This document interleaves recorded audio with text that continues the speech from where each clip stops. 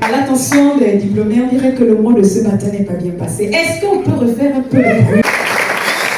10 ans après sa création, ce partenariat demeure un modèle de réussite, démontrant qu'une collaboration harmonieuse entre le secteur public et privé peut produire des résultats remarquables au bénéfice de toute la nation. Mesdames et messieurs, au départ du projet, les missions fondamentales assignées à l'école des mines et de la métallurgie de Mwanda étaient de former des ingénieurs et techniciens supérieurs de haut niveau dans les métiers de la mine et de la métallurgie au service du secteur minier national, de favoriser la carbonisation des emplois qualifiés dans le secteur minier et d'accompagner le développement industriel de notre pays. 10 ans plus tard, nous pouvons affirmer avec satisfaction que ces objectifs ont été atteints avec succès. L'école des mines a déjà formé 8 promotions d'ingénieurs dont les compétences sont aujourd'hui reconnues aussi bien au Gabon qu'à l'étranger. C'est avec une profonde émotion et un immense honneur que je prends aujourd'hui la parole au nom des promotions diplômées de l'école des mines et de la métallurgie de Mwanda. Il y a quelques années, nous avons franchi les portes de cette école avec des rêves dans la tête, des ambitions parfois immenses et, il faut bien l'avouer, quelques appréhensions face à l'inconnu. Nous venions d'horizons différents. Nous n'avions pas tous les mêmes histoires ni les mêmes expériences, mais nous partagions une même volonté: apprendre, progresser et construire notre avenir. Aujourd'hui, en regardant cette assemblée, je mesure le chemin parcouru. Je revois les premiers cours, les premiers travaux pratiques, les stages, les évaluations, les projets de groupe, les longues heures de travail, les moments de doute, les échecs qui nous ont fait grandir et les réussites qui nous ont encouragés à poursuivre nos efforts. Nous pensions venir ici pour apprendre un métier. En réalité, nous avons appris bien davantage. Nous avons appris la rigueur lorsque les exigences de notre formation nous obligeaient à donner le meilleur de nous-mêmes. Nous avons appris la persévérance lorsque les difficultés semblaient plus fortes que nos certitudes. Nous avons appris l'humilité devant la complexité des sciences, des techniques et des responsabilités qui nous attendent. Nous avons appris que les plus grandes réussites ne se construisent jamais seules. C'est pourquoi cette journée est aussi celle des remerciements. À nos enseignants et formateurs, merci. Merci pour votre disponibilité, votre exigence et votre engagement. Merci de nous avoir transmis non seulement des connaissances, mais également des méthodes, des valeurs et le goût du travail bien fait. À l'administration de l'école des mines et de la métallurgie de Mwanda, merci d'avoir créé un cadre propice à notre formation et à notre épanouissement. À nos familles, enfin, permettez-moi d'adresser une pensée toute particulière. Ce diplôme porte nos noms, mais il raconte également votre histoire. Derrière chaque diplômé présent aujourd'hui se trouvent des parents, des frères, des sœurs, des proches qui ont consenti des sacrifices souvent silencieux.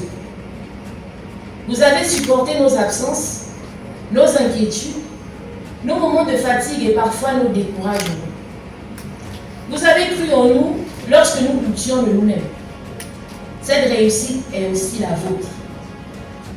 Mes chers camarades, aujourd'hui nous célébrons l'aboutissement d'un parcours, mais nous savons tous que ce n'est pas une fin, ce n'est que le commencement.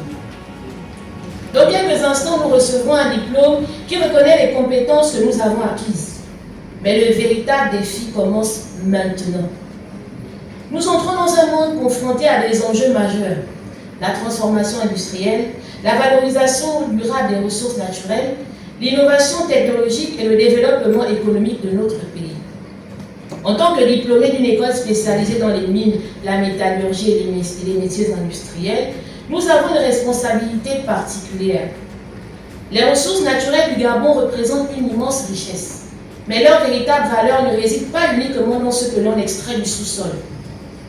Leur véritable valeur réside dans ce que nous serons capables d'en faire pour améliorer les conditions de vie de nos populations, développer nos économies et préparer l'avenir des générations futures.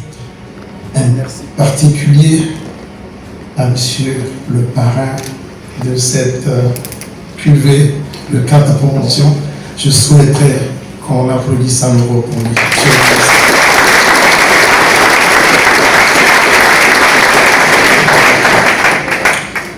Un grand merci à monsieur l'administrateur directeur général de la Comilog, à qui nous disons un vrai grand merci pour son soutien indéfectible. Je souhaiterais aussi qu'on applaudisse pour Comilog.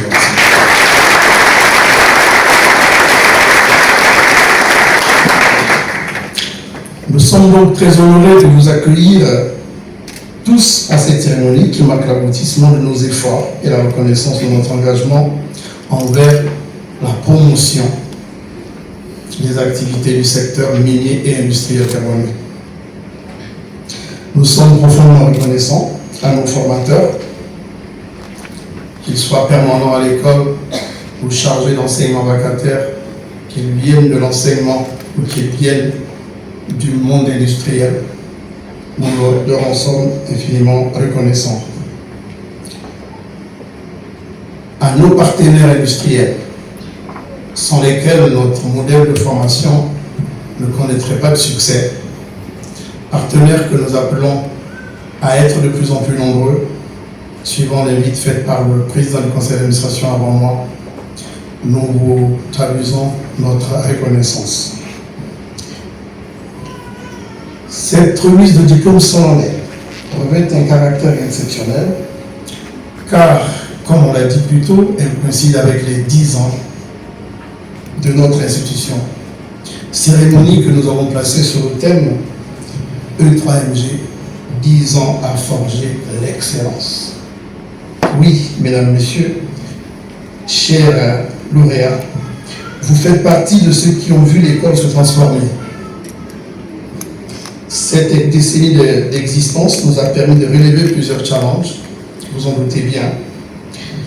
Certains d'entre vous ont fait la transition entre la première et la deuxième vie de l'école. D'autres n'ont connu que la deuxième vie.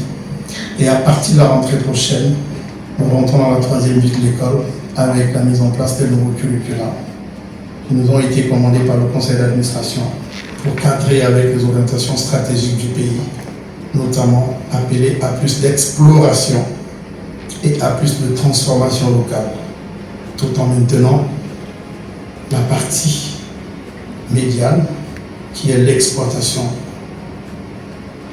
et le traitement du minerai. Nos changements ont porté sur la structuration académique avec la mise en place des textes et règlements régissant le fonctionnement de l'établissement universitaire.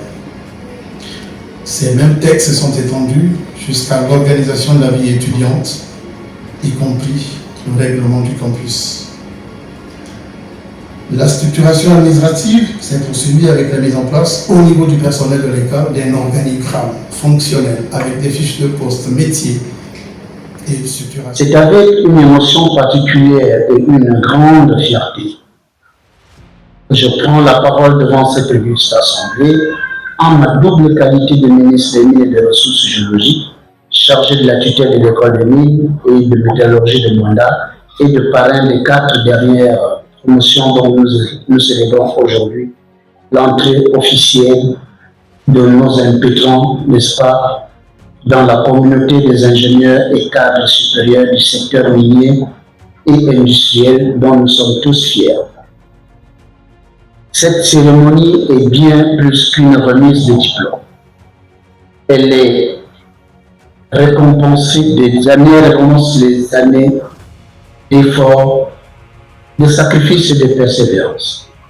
Elle symbolise également la rencontre entre le destin des jeunes talents et l'ambition d'un pays qui a décidé de transformer son avenir.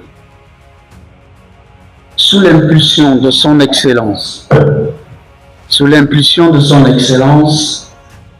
Brice Clotaire Oligui Nguema, président de la République, chef de l'État, chef du gouvernement, le Gabon a engagé une véritable révolution économique. Cette révolution repose sur une conviction très forte. Le XXIe siècle sera celui des nations capables de maîtriser leurs ressources stratégiques, de les transformer localement et de développer leurs propres compétences technologiques. Pendant longtemps, l'Afrique a exporté ses matières premières et importé des produits finis. Pendant longtemps, la valeur ajoutée, les emplois les plus qualifiés et les technologies se sont développées ailleurs. Cette époque appartient désormais au passé. La nouvelle politique minière du Gabon est fondée sur 5 piliers stratégiques. Le premier pilier, il s'agit de mieux connaître notre potentiel minier. Le sous-sol gabonais demeure encore largement sous-exploré. Le gouvernement entend accélérer, grâce aux nouvelles technologies, la découverte et la mise en valeur de nouveaux gisements de ressources minérales. Le deuxième pilier, c'est la transformation locale de nos ressources. Le Gabon ne veut plus être uniquement un pays exportateur de minerais bruts. Notre objectif est de bâtir une véritable économie industrielle fondée sur la valorisation locale. À terme, notre pays pourra produire, entre autres, des alliages de silico-manganèse, du manganèse métal électrolytique, du silicium de métal, des métaux destinés aux batteries électriques, donc du phosphate de manganèse, des produits sidérurgiques, etc.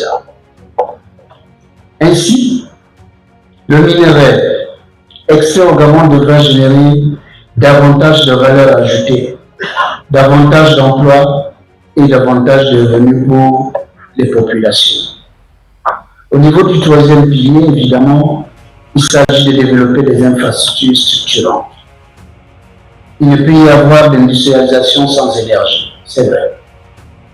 Il ne peut y avoir d'industrialisation sans chemin de fer, sans port moderne et sans zone économique spécialisée.